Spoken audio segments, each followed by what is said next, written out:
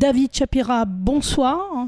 Bonsoir Claudine et bonsoir à tous les auditeurs et auditrices. J'espère que vous allez bien. Ça fait très longtemps qu'on ne vous a pas trop retrouvé dans notre studio. Et alors, on va faire peut-être le point sur l'actualité brûlante en Israël. Qu'est-ce que vous avez à nous dire? Quel est votre éclairage sur la situation actuelle? Normalement, nous devrions d'abord parler de nos otages, de cette famine que l'on proclame à Gaza. Qu'en pensez-vous avec les différents largages de l'aide humanitaire? Bon, écoutez, il y a énormément de propagande de la part du Hamas. Bien sûr. Le fait qu'il y ait des habitants qui aient faim dans la bande de Gaza, et peut-être ça c'est très très probable, c'est peut-être... ne veut pas dire qu'Israël a déclenché une campagne qui vise à affamer la population. Très bien. Tout ça, c'est de la propagande, parce qu'il n'y a aucune campagne qui vise à affamer la population. Et je crois que même Israël comprend qu'il n'est pas de son intérêt d'affamer la population, bien au contraire. Mais c'est vrai que c'est une population qui, pendant des dizaines et des dizaines d'années, a été habituée en fait à ne pas travailler, à ne rien faire. C'est vrai, ils sont plutôt assistés. Attendre que l'aide humanitaire arrive. Donc, quand elle n'arrive pas régulièrement ou irrégulièrement, ou quand il y a un problème, comme la guerre par exemple... ça pose problème. Voilà, et là, la population se jette. On a vu des images de femmes et d'hommes et d'adolescents et d'enfants qui se jettent sur la nourriture, mais ils n'ont pas l'air... amaigris, non, ils n'ont pas l'air amaigris, mais je pense parce qu'ils ont la force déjà de se jeter, ce qui n'est pas le cas évidemment de nos otages qui n'ont plus la force quasiment de se mettre debout. Absolument. Donc on peut pas comparer évidemment ce qui est incomparable.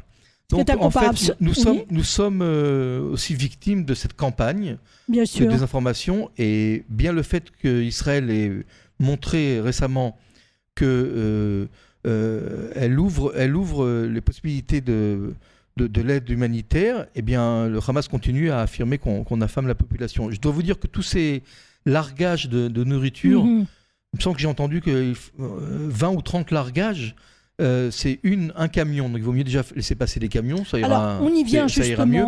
Mais non, il va sans dire de toute façon qu'Israël le problème d'Israël est l'organisation de cette distribution, car il faut le dire parce qu'on a la mémoire courte. Le chef d'état-major, celui-là, l'actuel, Eyal Zamir et Herzi Halevi, ne voulaient pas et ont mis leur veto au fait que des soldats, Tzahal, distribuent eux-mêmes la nourriture. C'est-à-dire que les deux chefs d'état-major sont en désaccord avec le gouvernement pour mettre en danger la vie de soldats pour donner à manger à la population civile de Gaza. Ça, c'est un point qui est très important. Le chef d'état-major refuse. Les chefs d'état-major ont refusé, et jusqu'à aujourd'hui, refusent que Tzahal soit partie prenante dans la direction. C'est pour ça qu'un fonds a été créé, qui est un fonds américano-israélien, et qui essaye malgré les tentatives du Hamas répétées pour... détourner. C'est même pas détourner, pour bloquer l'organisation et la distribution de cette aide, en attaquant quasiment les membres, en menaçant les Gazaouis de mort pour tous ceux qui collaboreraient avec cette organisation, le GFF, il me semble, c'est les initiales. Eh bien, le Hamas, qui n'a que comme pouvoir aujourd'hui, là où il est en tous les cas, dans les 25% où il est qui a comme pouvoir le contrôle et la distribution de l'aide humanitaire. On sait qu'ils raflent tout, puis après ils revendent. C'est ça, il faut le savoir. Eh bien, fait tout pour empêcher, pour paralyser, pour torpiller, si vous voulez, l'aide humanitaire qui est distribuée dans 4 ou 5 points différents. Mais évidemment, ça aussi, ça ne répond pas aux immenses besoins de cette population, qui encore une fois a été habituée à recevoir à manger de façon providentielle. Alors, voilà. J'aimerais, si vous me le permettez, rajouter une information capitale, puisque il y a depuis 2 jours, le représentant du Hamas, un des derniers représentants du Hamas, attaque frontalement l'Égypte en l'accusant de fermer la frontière où justement à Rafah, qui permettait l'entrée des camions. Ce qui veut dire qu'aujourd'hui, on va dire, déployé la culpabilité non pas sur Israël, mais sur Sisi. Oui, mais le monde entier ne retiendra que tout ça, c'est de la faute des Juifs et d'Israël, comme vous le savez. Bien sûr, tout à fait. Et Sisi a déjà déclaré il y a quelques heures que Oui. Le but de cette guerre est en fait un génocide et non de récupérer les otages et non de détruire le Hamas. Mais alors, si vous voulez, maintenant, si on essaie maintenant de voir ce qui se passe en ce moment, Oui. on arrive à un point crucial, et on l'avait dit, je crois, depuis que cette guerre a commencé, avec vous, Claudine, on avait dit que les deux objectifs de la guerre Oui. sont contradictoires. Vous vous rappelez, Oui, je me souviens très bien. on avait dit, depuis le départ, on avait dit deux choses. Je pense qu'on était d'accord sur le fait que faire l'effondrement du Hamas, la destruction du Hamas n'ira pas de pair avec la libération de tous les otages. Alors évidemment, il faut quand même préciser qu'un grand nombre d'otages, oui, ont été libérés, certains vivants, malheureusement, d'autres ont été tués pendant leur captivité. Et donc là, on arrive à un point crucial où il ne nous reste plus beaucoup d'otages vivants et en très très très mauvaise santé. On parle de quelques jours jusqu'à leur... Ils sont en train d'agonir, en fait. Ils sont dans leur agonie. Les médecins parlent de quelques jours avant qu'ils décèdent. Donc on arrive à un point crucial où le Hamas, maintenant, on sait qu'il n'a plus rien à perdre et que si toutes ces revendications qui sont fantasmagoriques ne sont pas acceptées, c'est-à-dire que Tsahal s'en aille et que lui reprenne le pouvoir et rebâtisse la bande de Gaza, eh bien les otages ne seront pas libérés. Et là, si vous voulez, le gouvernement maintenant est en face de ses responsabilités et doit décider qu'est-ce qui est le plus important. C'est-à-dire, en fait, il y a environ trois possibilités qui s'offrent au gouvernement. La première, qui est plus réaliste, parce que de toute façon le Hamas ne veut plus, c'est de dire on se retire et on continue les négociations pour essayer de libérer les otages. Et on accorde à peu près, on s'accorde à toutes les exigences du Hamas. De toute façon, le Hamas là est très fort après sa campagne de diffamation sur la famine à Gaza. Et probablement ce scénario n'est pas envisageable. Le deuxième scénario, c'est celui dont le Premier ministre Benjamin Netanyahou a déjà annoncé il y a 36 heures environ, et qui est en train de se jouer actuellement dans les réunions du cabinet, c'est nous allons conquérir Gaza, sachant pertinemment que les otages seront exécutés. C'est la condamnation à mort de tous les otages qui restent, les vivants. Et la deuxième perspective, suite au sacrifice des otages qui sont restés vivants, c'est qu'est-ce qu'on fait après. C'est-à-dire qu'à partir du moment, et ça c'est une évidence, à partir du moment où nous allons conquérir ce qui reste à conquérir de la bande de Gaza, c'est-à-dire environ 25%. Oui, tout à fait, il faut savoir, il faut le préciser que plus de 70%. Il faut comprendre que nous devons après... Gérer. Évidemment, gérer l'eau, l'électricité, les égouts, l'éducation, et commencer nous-mêmes à rebâtir la bande de Gaza, parce que nous sommes responsables d'une population que nous conquérons. Alors, oui et non, puisque nous avons vu, je ne sais pas si vous avez eu l'occasion de le voir, des familles, on va dire, pionnières, entre guillemets, notamment américaines religieuses, qui tentent de, on va dire, reconquérir une partie de Gaza, qui sont prêtes à vivre en tant que pionniers dans cette partie-là. J'y arrive. Et donc, il y aurait une espèce d'accord entre l'Égypte et l'Israël pour administrer cette partie de l'État d'Israël. Est-ce qu'on peut dire que Gaza est une partie... En quoi ça résolve les 2,2 millions de Gazaouis qui ont besoin de manger ? Absolument. C'est là où on a un souci, parce que ces pionniers qui arrivent sur cette terre ont l'impression que les Palestiniens vont partir, en se basant certainement... Mais partir où ? Ah, c'est la bonne question. En se basant sur le plan. Parlons maintenant de façon réaliste. On ne va pas faire des plans où Superman arrive et déplace la population sur un tapis volant en direction d'un pays qui n'existe pas.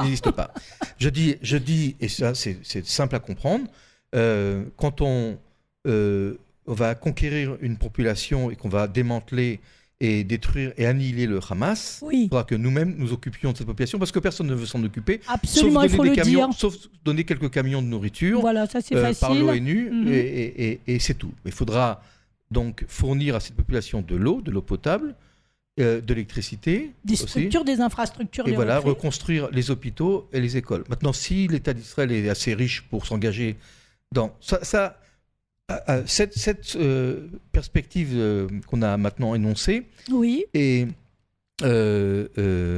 catégoriquement, je dirais, Impossible, hein. Non, non, elle est possible, mais le chef d'état-major s'oppose plutôt catégoriquement à cette d'accord. perspective. Et là, il y a des tensions terribles là, au moment où je vous parle, D'accord. entre le chef d'état-major Yal Zamir et le gouvernement qui pousse justement à cette conquête complète de la bande de Gaza. Tout ça pour les deux conséquences dont je vous ai parlé, c'est-à-dire la mort des otages assurés et surtout le fait La que gestion. Tsahal, qui déjà au bout de 2 ans de guerre, est épuisé, non seulement je parle des forces normales, 18-21 ans, et les réservistes qu'on a appelés pendant 350-400 jours depuis ces 2 ans. Donc, et Zamir dit le Tsahal n'a pas la force, ou Tsahal a peut-être la force, mais elle est épuisée. Et puis ça va nous coûter des milliards. Alors très bien, alors quelle solution selon vous? Alors il y a aussi une troisième perspective, c'est d'entourer la ville de Gaza, où nous étions déjà, hein, Oui. et d'entourer les camps de Palestiniens qui sont dans le centre de la bande de Gaza, où sont probablement emprisonnés les otages, et de ne permettre à aucune aide alimentaire d'arriver sur place, c'est-à-dire ce serait assiéger Oui, d'une certaine manière, oui. cette bande où se trouvent les otages, sans y entrer pour ne pas mettre en danger la vie des otages, qui de toute façon, je dirais que leur durée de vie est assez compromise, et attendre que le Hamas, je dirais, se dessèche. Mais c'est une solution qui prendrait des mois et des mois. Bien sûr. Et donc là, on se trouve vraiment à la croisée des chemins. Et peut-être pour conclure toutes les perspectives que nous avons énoncées maintenant, nous sommes dans un bourbier. Alors il y a quand même quelque chose. Oui. Parce que, encore une fois, et on l'a dit depuis le début de la guerre, c'est-à-dire depuis le début, à chaque guerre, qui n'est pas en soi un objectif, il faut une solution politique. Bien sûr. Politique. Bien sûr. Et on peut se poser la question, est-ce qu'on n'a pas raté des occasions de faire rentrer à la place de Tsahal les Égyptiens, comme vous l'avez dit, les Émirats arabes unis, les Jordaniens, et même l'autorité palestinienne, et créer un genre d'une force multinationale arabe qui elle-même commencerait à faire l'ordre dans la bande de Gaza, sachant que c'est eux ou nous. Et est-ce que nous avons envie, est-ce que nous avons les moyens, est-ce que nous avons la force de gérer 2 300 000 Palestiniens? Alors, on revient sur le chiffre. On se trouve, oui. Alors, je reviens sur ce chiffre de 2 millions, puisqu'on nous traite, on nous insulte de pays génocidaires. Quels sont les véritables chiffres des décès côté palestinien? Même si le côté palestinien, le Hamas, encore Hamas, une fois, bien sûr, parce que ce sont eux qui sont affirme qu'il y a 60 000. D'autres organisations affirment qu'il y a même plus, c'est 100 000. Mais il faut quand même... relativiser par rapport... Non, il faut quand même prendre en compte qu'il y avait avant le 7 octobre 2 200 000 à 2 300 000 habitants. Très bien, donc on reste à 2 millions. Il y a encore probablement des bébés qui continuent à naître.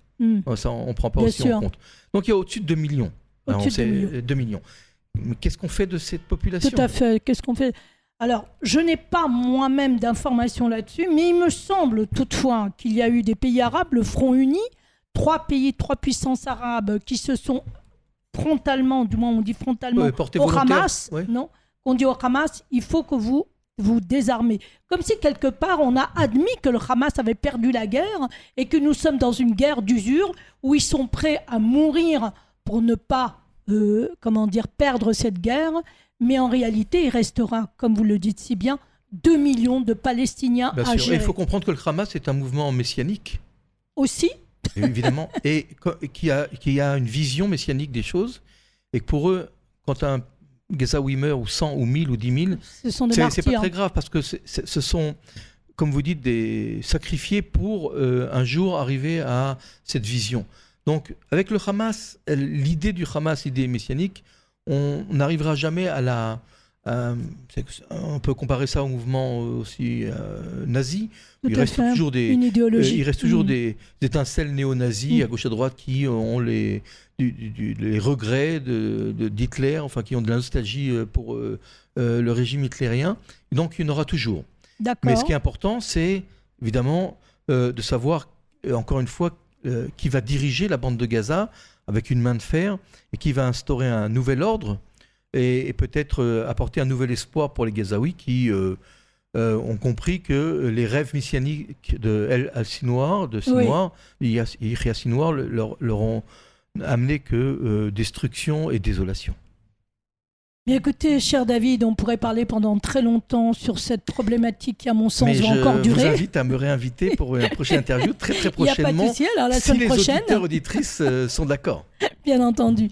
Eh bien écoutez, la semaine prochaine, on refera le point parce qu'effectivement, c'est problématique et que le plan de Trump, eh bien lui, par contre, n'était peut-être pas messianique, mais certainement utopique. Et donc, nous sommes confrontés à une réalité. Eh bien, nous en parlerons la semaine prochaine, si vous voulez bien, mon cher David. Pour l'instant, je vous remercie et je vous souhaite une excellente soirée. Merci, shalom.